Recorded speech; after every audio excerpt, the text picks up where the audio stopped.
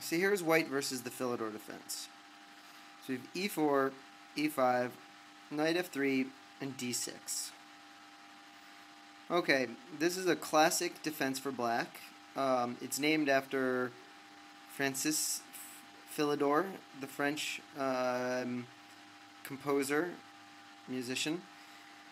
And he was one of the strongest chess players of the 18th century. It's a long time ago.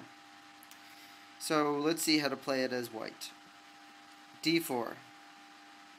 So now black has a choice here. He can either concede the center with e takes d4, or he can play knight f6, knight c3, knight b d7, and here we have a wild idea by Shirov, which is g4. So let's go back and let's play e takes d4. Knight takes d4. Knight f6. Now black concedes the center when white has more space and freedom of movement for his pieces. But black no longer has to worry about defending e5 and is solidly entrenched. Knight c3. Black has to make a huge decision. How should he develop his king's bishop? He could play e7, or he could play a fianchetto. So let's look at the fianchetto first. So g6, and white would go after this the same way that we've seen before to go after fianchettos. Bishop to e3, queen to d2, and here he'll just castle on the queen side. My cool arrows. And he'll bring these guys up,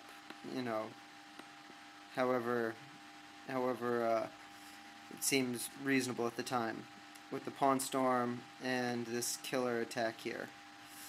Okay, so let's see here. We could have the move knight b d7, and this it's arguable which is a better move for the knight here, but let's just go with knight b d7. So we have queenside castle, a6, f3, castles, g4, knight b6, bishop h6, queen e7, h4, knight f d7,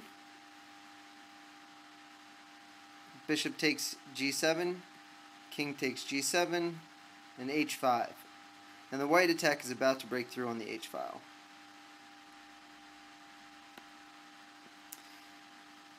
So you've seen similar things with the Sicilian, like the dragon variation, or with the Piers, or Perk, and modern. So you should be familiar with this.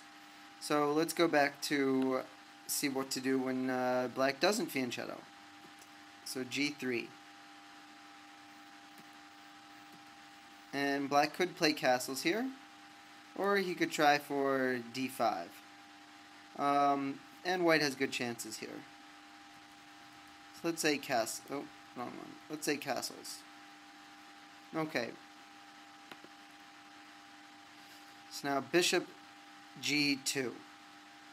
And white has here very good results from this position. In effect, it's a king's Indian with g2 to g3, but with the black bishop on e7 rather than fianchetto on g7.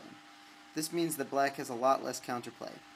White's scheme for developing his pieces entails moves like castles, b2 to b3, bishop b2, h2, h3, and then perhaps g4 or f4 on the king side, or both, as part of a general onslaught.